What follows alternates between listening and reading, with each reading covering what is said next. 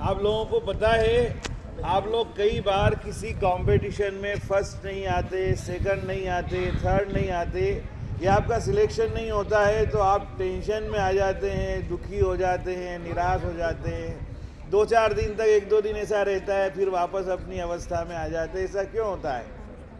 ऐसा इसलिए होता है कि हम मेहनत पूरी करें या न करें, लेकिन हमें परिणाम चाहिए। हमें ना रिजल्ट की इच्छा पहले करते हैं। आपको मालूम है, इधर जो 3 बच्चे आए, इसमें जो बच्ची फर्स्ट प्राइज लेके आई, उसको ये पता ही नहीं है कि ये कौन सी वाली कंपटीशन थी जिसका मुझे प्राइज मिल रहा है। तो बताओ, वो फर्स्ट आती या ना आती तो वो सुखी या दुखी होती? क्या नहीं होती ना। मतलब क्या है कि मेहनत करने में उसने कोई कमी नहीं रखी, लेकिन परिणाम की चिंता बिल्कुल नहीं की, है ना। भगवान कृष्ण ने गीता में बोला है ना कि हे मनुष्य, तेरा केवल काम करने में अधिकार है, फल की चिंता मत करो। अगर परिणाम की चिंता करोगे, फल की चिंता करोगे, तो फिर तुम्हारा चिंतन, तुम्हारी आसक्ति, तुम्हारा अट्रैक्शन परिणाम में ज़्यादा रहेगा और काम पे नहीं कर पाओगे और कंसंट्रेट नहीं कर पाओगे, तो लाइफ में सक्सेस नहीं मिलेगी। इसलिए जीवन में मेहनत करना है तो हमें केवल अपनी जो ड्यूटीज़ है, कर्तव्य निष्ठा में पूरा ईमानदारी से पूरा 100% देना है ना। इसके लिए एक संस्कृत में श्लोक आता है, सुखार्थी न कुतो विद्या, विद्यार्थी न कुतो सुखम, सुखार्थी व त्यजेत विद्या, विद्यार्थी व त्यजेत सुखम। मतलब जो स्टूडेंट है, जो विद्यार्थी है, ये लाइफ ऐसी है कि अगर आप इसमें परिणाम की चिंता ज़्यादा करेंगे और सुख उसी में समझेंगे, तो जो सुख की इच्छा करता है तो वो उसको विद्यार्थी वो नहीं हो सकता, और अगर विद्यार्थी है तो उसको सुख का त्याग करना पड़ेगा।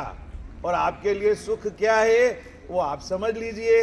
हमारे लिए सुख क्या है? किसी के लिए सुख होता है देर से उठना, किसी के लिए सुख होता है बहुत देर तक सोना, किसी के लिए सुख होता है बहुत देर तक जागना, किसी के लिए सुख होता है इंस्टाग्राम, व्हाट्सएप, फेसबुक इसमें काम करना, किसी के लिए यह भी सुख होता है कि 1 घंटा खेलना है तो 4 घंटे तक खेलना, पढ़ाई नहीं करना। किसी के लिए सुख होता है नकल करना, दूसरे का कॉपी लेकर के खुद नहीं पढ़ना, है ना। तो जहाँ जहाँ हमें ऐसा आसान लगता है, एंजॉय होता है, हमारे मन को अच्छा लगता है, उसे हम सुख समझते हैं, वो विद्यार्थी अच्छा नहीं हो सकता।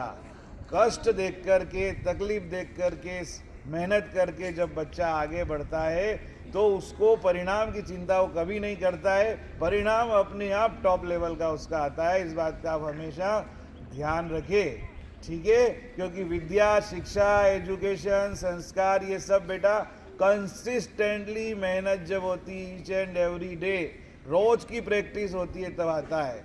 और आप चाहे किसी भी धर्म समाज के हो, अगर आप इसको बहुत अच्छे से परफेक्ट वे में करना चाहते हैं तो आप चाहे राम को माने, कृष्ण को माने, नानक को माने, ईसा को माने, अल्लाह को माने, बुद्ध को माने, किसी को भी माने, लेकिन अपनी आस्था जिस ईश्वर में है उसका चिंतन, उसका मनन हमेशा होना चाहिए। और जब जब हमेशा आप भगवान पे भरोसा करोगे तो आपको ये ताकत मिलेगी कि अगर मुझे कष्ट हो रहा है, तकलीफ भी हो रहा है ना, तो ये उनकी इच्छा है, वो उनका दिया हुआ गिफ्ट है, इसलिए मुझे इस कष्ट से मुक्ति का उपाय नहीं करना चाहिए।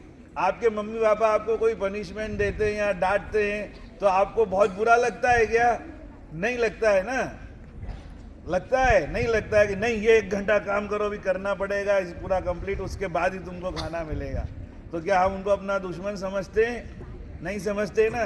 इसलिए लाइफ में कभी भी कोई तकलीफ आती है तो ये समझ लेना कि ये तो हमारे जब पिता का बुरा नहीं मानते, तो ऊपर परम पिता परमेश्वर जो भी है उसने हमें जो अवसर दिया है, सुख या दुख, उसे गिफ्ट समझ करके, उसे उसकी एग्ज़ाम समझ करके अपने एक्सीलेंट वे में उसको गुजार देना चाहिए। आने वाला समय सबका अच्छा होगा।